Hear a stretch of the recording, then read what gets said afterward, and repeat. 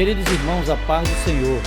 Eu me chamo Ronaldo Costa e, pela graça de Deus, estou de volta para mais uma lição da Escola Bíblica Dominical. Eu espero que você esteja bem e que toda a sua família esteja sendo abençoada por Deus. Esta semana nós estaremos encerrando o segundo trimestre de 2020. Durante todo esse trimestre nós estivemos estudando a carta de Paulo aos Efésios. E na lição de hoje nós estaremos estudando a lição 13, que tem como tema a batalha espiritual e as armas do crente. O texto áureo, que se encontra em Efésios capítulo 6, versículo 11, diz o seguinte: revestivos de toda a armadura de Deus, para que possais estar firmes contra as astutas ciladas do diabo. A nossa verdade prática diz o seguinte: o uso da armadura de Deus assegura a vitória do crente no campo da batalha espiritual. A leitura bíblica em classe está em Efésios capítulo 6, versículo de 10 até o 20. Passo a ler nesse instante. No demais, irmãos meus, fortalecei-vos no Senhor e na força do seu poder. Revesti-vos de toda a armadura de Deus, para que possais estar firmes contra as astutas ciladas do diabo. Porque não temos que lutar contra carne e sangue, mas sim contra os principados, contra as potestades, contra os príncipes das trevas deste século, contra as hostes espirituais da maldade nos lugares celestiais. Portanto, tomai toda a armadura de Deus, para que possais resistir no dia mau, e havendo feito tudo, ficar firmes. Estai, pois, firmes, tendo cingidos os vossos lombos com a verdade, e vestida a couraça da justiça, e calçado os pés na preparação do evangelho, da paz, tomando sobretudo o escudo da fé, com a qual podeis apagar todos os dardos inflamados do maligno. Tomai também o capacete da salvação e a espada do Espírito, que é a palavra de Deus, orando em todo o tempo, com toda oração e súplica no Espírito, e vigiando nisso, com toda perseverança e súplica por todos os santos. E por mim, para que me seja dada, no abrir da minha boca, a palavra com confiança, para fazer notório o mistério do Evangelho, pelo qual sou embaixador em cadeias, para que possa falar dele livremente, como me convém falar.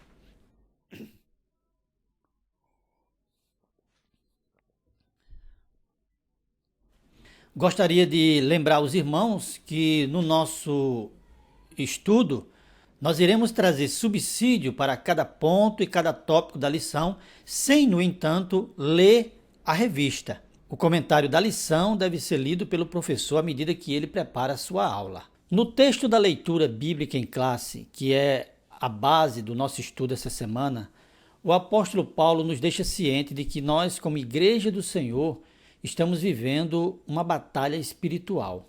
Agora mesmo, essa batalha espiritual está acontecendo. O reino das trevas está em constante ataque à Igreja do Senhor neste mundo. Primeira Epístola de João, capítulo 5, versículo 19, diz o seguinte: sabemos que somos de Deus e que o mundo todo está sob o poder do maligno.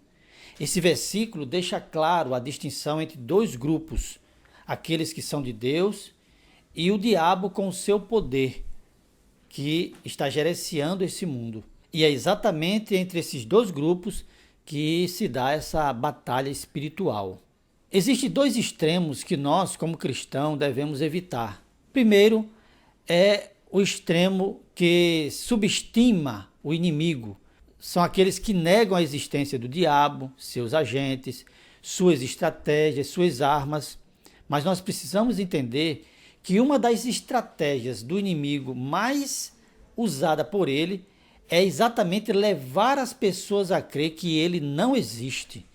E assim, ele mantém o controle total sobre a vida dessas pessoas. O outro extremo que deve ser evitado são aqueles que superestimam o inimigo. Eles fazem do diabo a atração principal das suas reuniões religiosas. Eles levam as pessoas a viverem com medo, dizendo que tudo que acontece de ruim é resultado da ação do inimigo. Isso é muito perigoso, porque pode levar as pessoas até a entender que o pecado que cometem não é culpa deles, mas sim do inimigo. No entanto, a Bíblia é muito clara em dizer: de que se queixa o homem? Queixe-se do seu próprio pecado. Ou seja, o homem é pecador e peca por escolher pecar. A outra coisa importante que nós devemos saber é que o diabo ele não está em pé de igualdade com Deus nesse conflito. O Senhor tem controle sobre todas as coisas, inclusive sobre o poder do adversário. E isso fica muito claro lá em Jó, capítulo 1, versículo 12 e capítulo 2, versículo 6. 1 e 12 diz o seguinte: disse o Senhor a Satanás: eis que tudo quanto ele tem está em teu poder, somente contra ele não estendas a mão. E no capítulo 2, versículo 6 diz o seguinte: disse o Senhor a Satanás: eis que ele está em teu poder, mas poupa-lhe a vida. Ou seja, está claro aqui que o diabo ele só vai até onde o Senhor permite, porque ele tem o controle, inclusive, das ações diabólicas. O ponto número 1 diz o seguinte: o preparo espiritual do crente para a batalha. Vale atentar aqui para o seguinte: embora o inimigo lute contra a igreja, o intento dele não é impedir a vitória final da igreja no final dos tempos. Paulo, nesse capítulo da carta, fala de um preparo individual de cada crente, pois cada um de nós está vivendo uma batalha contra o inimigo. O inimigo sabe muito bem que ele não tem como impedir a igreja de ter vitória e subir para a glória. Isso aí está decretado pelo Senhor. A igreja vai subir. No entanto, ele sabe que pode impedir que alguns não subam com a igreja. Então, a questão da batalha individual contra os reinos das trevas é algo que deve estar firme no nosso coração. E no próprio texto nós vamos perceber que Paulo ele está apelando que cada crente se revista para se manter firme contra as ciladas do diabo. O tópico 1 do primeiro ponto diz o seguinte: fortalecidos no poder do Senhor. Eu acho muito sugestivo a proposta desse tópico, porque na verdade não há poder humano para vencer uma guerra espiritual. Basta que a gente se lembre de homens de Deus que venceram exércitos, como Davi, como Sansão, mas que quando se afastaram do Senhor por um momento, caíram e pecaram. Portanto, é evidente que é no Senhor que nós encontramos o poder para poder vencer essa batalha. E esse é um pensamento de Paulo durante toda a epístola. Por exemplo, no capítulo 1, versículo 19, Paulo ora para que conheçamos a suprema força do seu poder, do poder de Deus, e para que percebamos a eficácia da força do seu poder. No capítulo 3, versículo 16, mais uma vez Paulo está orando, dessa vez não para que a gente venha a conhecer o poder de Deus, a eficácia do poder de Deus, mas sim para que Deus nos conceda que sejamos fortalecidos com poder. E agora, nesse capítulo, a Bíblia diz que Paulo está nos exortando a que nós venhamos a nos fortalecer no Senhor. Isso evidencia e deixa claro que o poder para se manter firme não está em nós mesmos, mas a fonte desse poder é uma fonte externa, ou seja, em Deus, no Senhor. É no Senhor, é enquanto estamos em comunhão com o Senhor que teremos esse poder para vencer essa batalha espiritual. Tópico número 2 diz o seguinte: vigiemos em toda oração e súplica.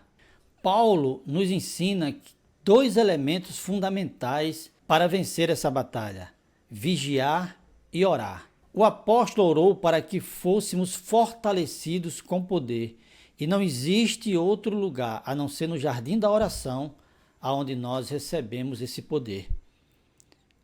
Aqui no texto, Paulo ele vai falar sobre 6 coisas muito importantes na oração. Primeiro, o tempo da oração. Ele diz que nós devemos orar em todo o tempo. E isso está de acordo com 1 Tessalonicenses capítulo 5, versículo 17, onde ele diz, orai sem cessar. Porque aonde nós estivermos, estamos em batalha. A segunda coisa importante que Paulo enfatiza é a natureza da oração. Ele diz que nós temos que orar com toda a oração e súplica. Terceiro, ele fala da esfera da oração. Ele diz que nós devemos orar no Espírito. E por que nós devemos orar no Espírito? Nós podemos ter uma noção quando lemos Romanos capítulo 8, versículo 26 e 27. Lá está escrito o seguinte, também o Espírito semelhantemente nos assiste em nossas fraquezas, porque não sabemos orar como convém, mas o mesmo Espírito intercede por nós sobremaneira com gemidos inexprimíveis. Eis aí a necessidade de que nós estejamos orando em Espírito ou no Espírito. A quarta coisa importante que Paulo ele deixa claro aqui é a vigilância na oração. Jesus mesmo ensinou, vigiai e orai. Parece que a vigilância sempre vem antes da oração, porque a oração simplesmente não é o suficiente. Nós precisamos vigiar. E existe um texto em Neemias, capítulo 4, versículo 9, que pode exemplificar bastante essa questão. Lá está escrito o seguinte, porém, nós oramos ao nosso Deus e, como proteção, pusemos guarda contra eles de dia e de noite. Note que a atitude de Neemias foi orar, pedir proteção a Deus, mas ele também se prontificou em colocar guardas para vigiar contra o inimigo. Então veja, existem 2 elementos fundamentais aqui, vigilância e oração. Oração e vigilância. A quinta coisa importante que Paulo enfatizou na oração é que nós devemos perseverar na oração. E isso está perfeitamente de acordo com os ensinos de Jesus em Lucas capítulo 18, versículo de 1 a 8, naquela parábola da viúva e do juiz iníquo, onde ele ensina que nós devemos orar perseverante, com perseverança. E a sexta coisa que ele falou foi sobre o alcance da oração. Ele disse que nós devemos orar por todos os santos. Portanto, vigiemos em toda oração e súplica. Fazendo isso, Deus estará nos ajudando a vencer nessa batalha espiritual. Vamos então para o segundo ponto da nossa lição, que diz o seguinte, conhecendo o campo da batalha espiritual. O primeiro tópico do segundo ponto nos diz o seguinte, as astutas ciladas do diabo. Essa expressão astuta, ela só é encontrada na Revista Corrigida. Parece que as demais traduções, elas dizem apenas ciladas. Mas a palavra do grego, metodeia, que foi usado por Paulo, ela significa artifício, truque, arte, malandragem. Então, essa palavra astuta, ela dá um sentido mais completo a essa palavra cilada quando ela se relaciona à ação do diabo nessa batalha que nós estamos vivendo. No dicionário Roais da língua portuguesa, astúcia significa o seguinte, habilidade de dissimular e usar artifícios enganadores e com isso obter vantagens às custas de outrem, malícia, treta, artimanha. E a palavra cilada significa ação que visa iludir, lograr, ardil, estratagema, armadilha, arapuca. Tudo isso faz parte da estratégia, dos métodos que o inimigo usa para poder nos levar à derrota. Por isso que a palavra metodeia nos faz lembrar de que palavra portuguesa? Nos faz lembrar de método. O inimigo tem todo um método para poder guerrear contra o crente fiel no Senhor. Quando nós lemos 1 Pedro, capítulo 5, versículo 8, isso fica muito claro. Olha o que aqui diz lá. Sede sóbrio e vigilantes. O diabo, vosso adversário, anda em derredor, como um leão que ruge, procurando a quem possa devorar. Então, de fato, nós não estamos diante de um inimigo que não tem inteligência. Ele é astucioso e ele prepara ciladas a fim de, ao encontrar uma brecha, causar um estrago grande. Então, precisamos, de fato, seguir a orientação de Pedro, que diz, sede sóbrios e vigilantes. O tópico número 2 do segundo ponto diz o seguinte, o conflito contra o reino das trevas. Paulo escreveu que não é contra a carne e nem contra o sangue que nós estamos lutando. A Bíblia NVI, ela traduz da seguinte forma, não é contra os seres humanos. A nossa luta, ela se dá nas regiões celestiais. São contra os inimigos que estão nas regiões celestiais que nós estamos lutando. Evidentemente, os seres humanos podem até ser instrumentos usados pelo adversário, pelo diabo, para combater a igreja do Senhor. Sim, e isso a gente tem visto acontecer. Mas a Bíblia Sagrada nos ensina, Jesus nos ensinou, que essas pessoas, mesmo sendo instrumentos do diabo, devem ser alvo da nossa oração. Nós precisamos orar para que Deus salve essas pessoas, ou que Deus haja da maneira que Ele quiser. Nunca olhar para a pessoa como o nosso inimigo. Infelizmente, hoje nos nossos púlpitos, é muito comum, é muito natural nós ouvirmos pregações que nos falam sobre os nossos adversários e que tem a tendência de nos levar a pensar que o nosso adversário é o vizinho que não gosta de nós, é o marido que não é crente, é o filho que está drogado. Não. Essas pessoas, na verdade, elas são vítimas do adversário e se tornam instrumentos dele contra a nossa fé. Músicas que excitam os crentes à vingança, quando a Bíblia diz que a vingança pertence ao Senhor. Deus é quem guerreia nossas guerras e nós temos que estar sob a orientação de Jesus, que disse que nós precisamos orar por essas pessoas, ok? Para que nós possamos entender, o Evangelho de João nos dá uma luz quanto ao fato de vivermos essa guerra reínda e constante. Se lembra que no capítulo 17 de João, Jesus orou pela igreja.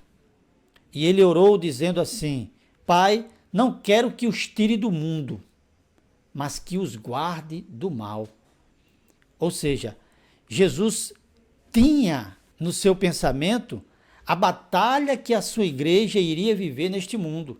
Veja o que ele disse no capítulo 9 do capítulo 17, quando ele está orando. É por eles que rogo, não rogo pelo mundo, mas por aqueles que me deste, porque são teus. Esse versículo casa perfeitamente com 1 João, capítulo 5, versículo 19, que lemos no início, onde está escrito que nós somos filhos de Deus e o mundo está no maligno. No versículo 19 do capítulo 17, Jesus está orando ainda e ele diz o seguinte, eu lhes tenho dado a tua palavra e o mundo os odiou, porque eles não são do mundo, como também eu não sou. Por que o mundo nos odiou? Ou por que o mundo odeia a igreja do Senhor?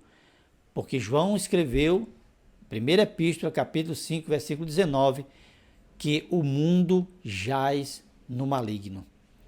No capítulo 15 de João, versículo 18, está escrito o seguinte, se o mundo vos odeia, Jesus está falando para os seus discípulos, sabei que primeiro do que a vós, me odiou.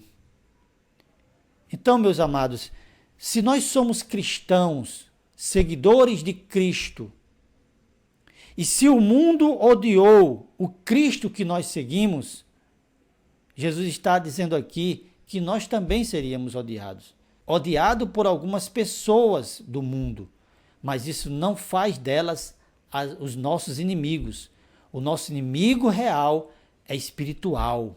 E essas pessoas que nos perseguem, que são contra a igreja, são pessoas que devem ser alvo da nossa oração. Porque muitos cristãos que hoje estão seguindo a Jesus faziam parte das fileiras daqueles que odeiam a igreja. Então que Deus nos ajude, que os nossos olhos estejam abertos para perceber que o nosso inimigo, que o nosso adversário é espiritual. O tópico número 3 do segundo ponto diz o seguinte: as agências das potestades do ar. Paulo, no texto, no versículo 12, ele fala sobre principados, potestades, príncipe das trevas. E isso nos leva a entender que até no reino espiritual, no reino das trevas, existe ordem, existe uma organização. É o que nós podemos chamar de ordem da desordem. E essa ordem nós também podemos perceber no capítulo 12, versículo 25 e 26 de Mateus, quando Jesus estava operando milagres e os discípulos dos fariseus, ou os fariseus, eles apontaram para Jesus e disseram que Jesus fazia aquilo porque estava possuído pelo príncipe dos demônios. E naquele momento Jesus ele fala algo muito interessante. No versículo 25, Jesus diz o seguinte: todo reino dividido contra si mesmo ficará deserto, e toda cidade ou casa dividida contra si mesmo não subsistirá. No versículo 26 ele diz: se Satanás espere Satanás, está dividido contra si mesmo. Como, pois, subsistirá o seu reino? Jesus ensina nesses versículos, embora não seja a intenção dele, que até no reino de Satanás existe uma certa unidade.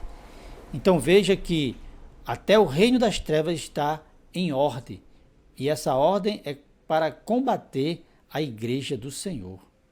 Por isso, meus queridos, que para nos mantermos firmes, para nos mantermos vitoriosos contra todas as forças do mal, precisamos nos fortalecer com o poder do Espírito Santo. A nossa vitória está em estar em comunhão, em confiar em Jesus Cristo, porque Ele tem todo o poder no céu e na terra.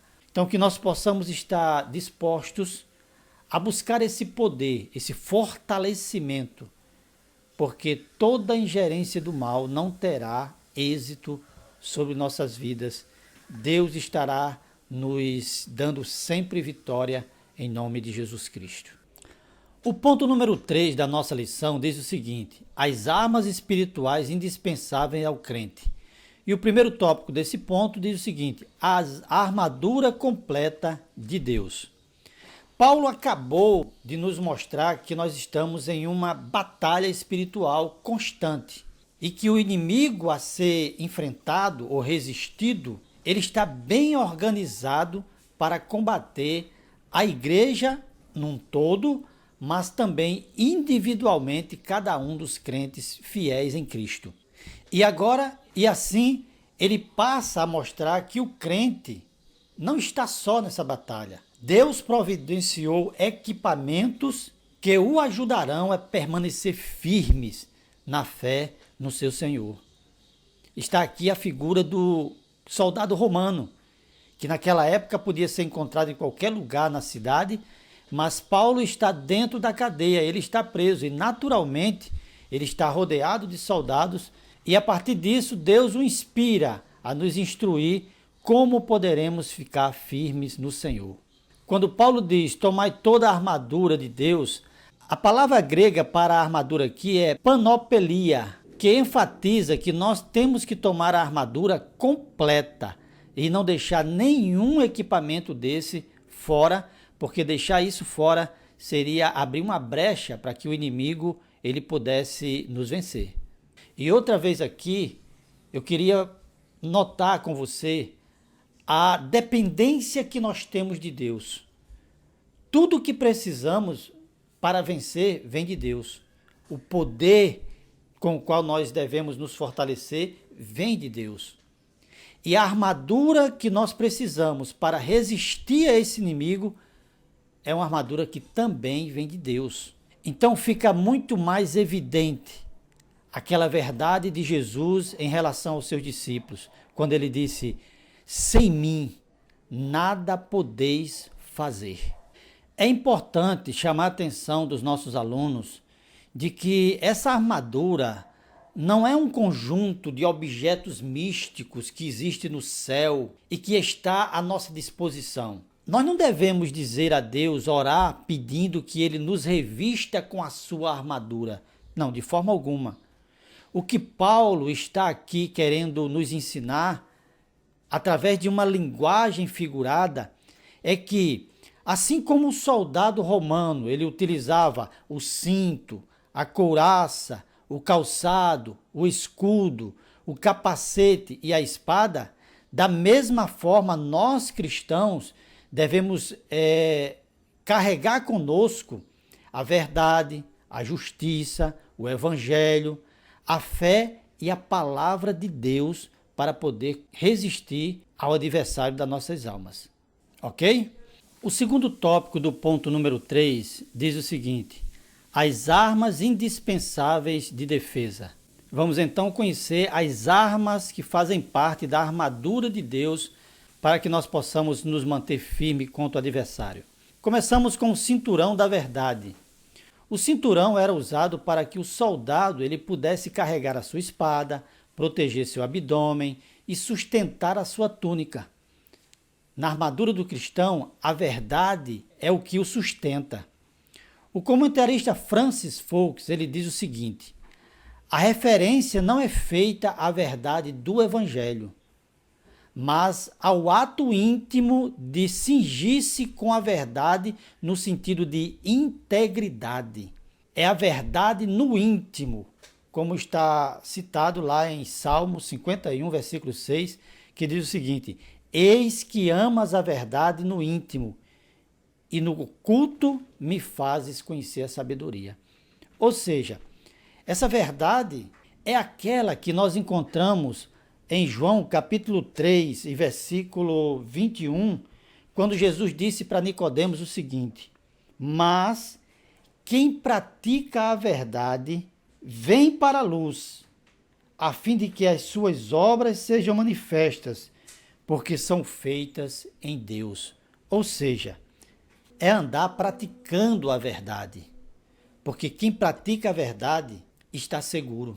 Quem pratica a verdade não tem medo de mostrar as suas obras. Ele não age no oculto, porque ele anda na verdade. Ele é uma pessoa verdadeira, íntegra. O segundo equipamento citado é a couraça da justiça. Alguns estudiosos dizem que essa justiça diz respeito à justiça de Cristo, que foi imputada em nós a partir do momento que nós aceitamos Jesus, como está escrito lá em Romanos capítulo 5. Justificados, pois, mediante a fé, temos paz com Deus por meio de nosso Senhor Jesus Cristo.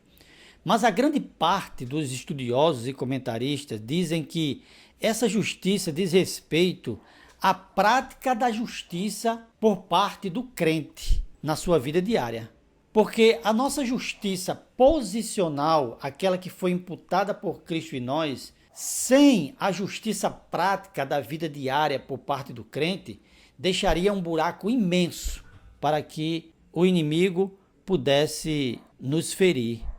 Isaías capítulo 59, versículo 17, diz o seguinte: vestiu-se de justiça como de uma couraça.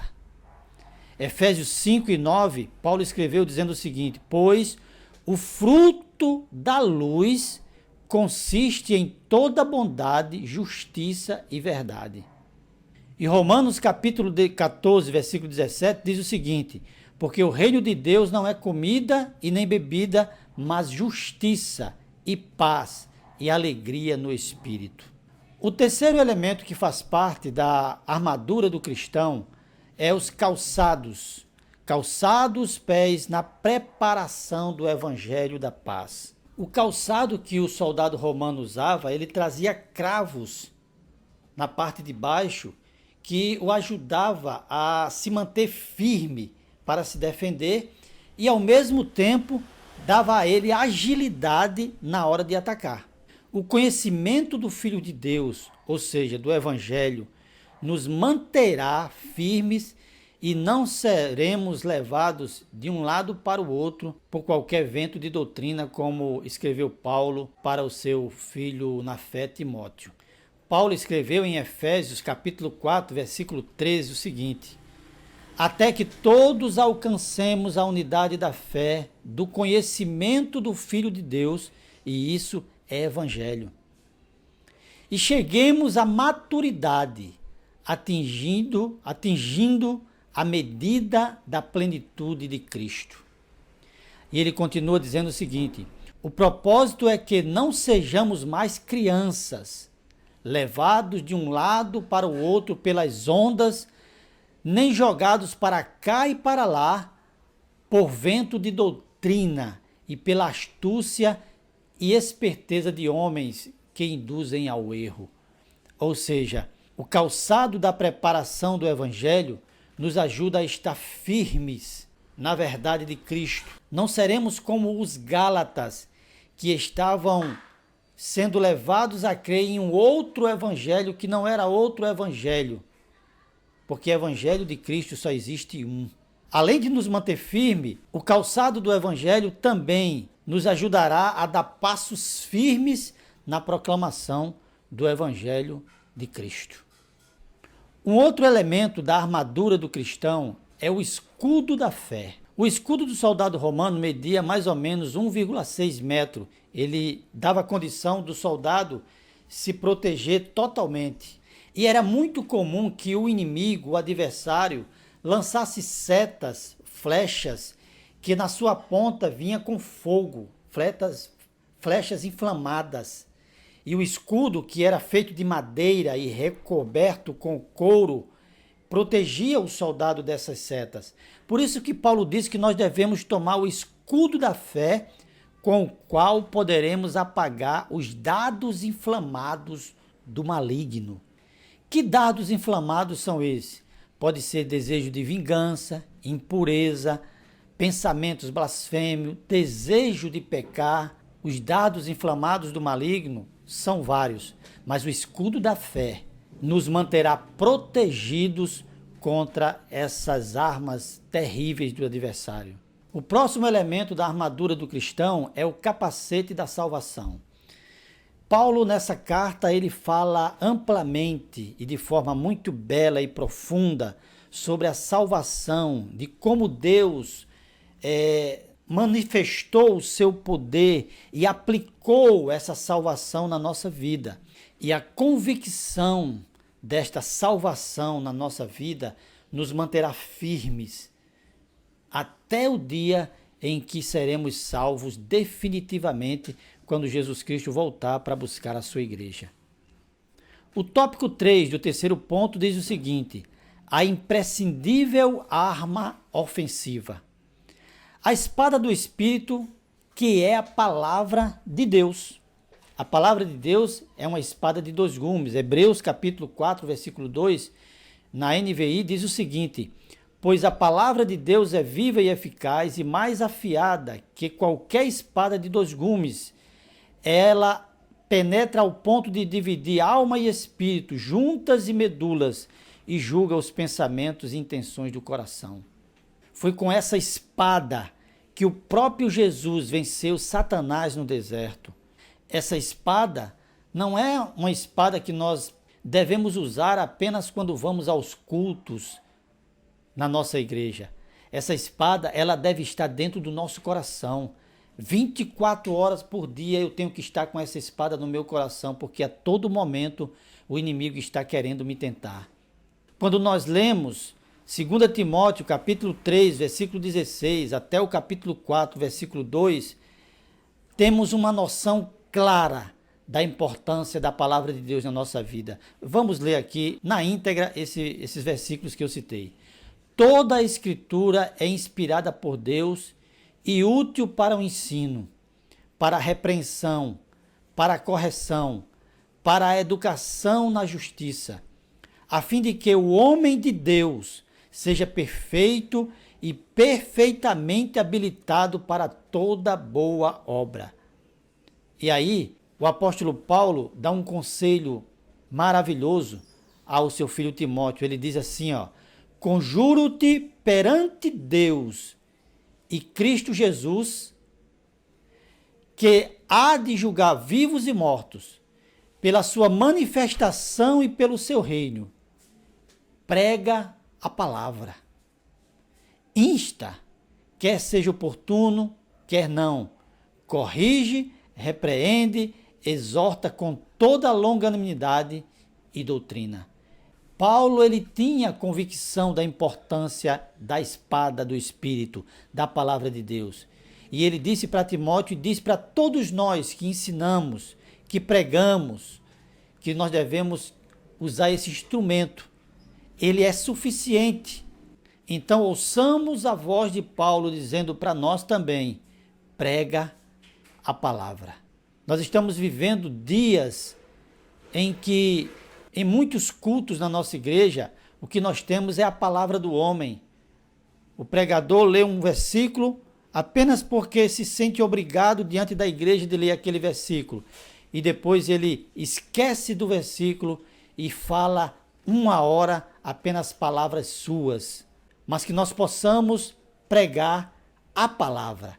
Ela é poderosa para destruir fortalezas. Ela é poderosa para esmiuçar a penha. Que Deus nos ajude em nome de Jesus Cristo. Conclusão do nosso estudo.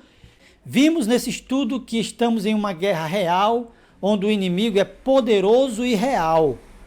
Porém, Deus, através do seu Espírito, nos torna fortes e nos equipa com as armas que precisamos para vencer e glorificar o seu nome. Amém. Meus irmãos, chegamos ao final de mais um estudo e eu quero pedir a você que me ajude a divulgar esse canal. Se inscreva no canal, deixe o seu like, coloque um comentário e dessa forma você estará contribuindo para que outras pessoas possam ser abençoadas por vídeos como este que você acabou de assistir. Que Deus abençoe a sua vida e até a semana que vem com a primeira lição do terceiro trimestre de 2020. Até lá!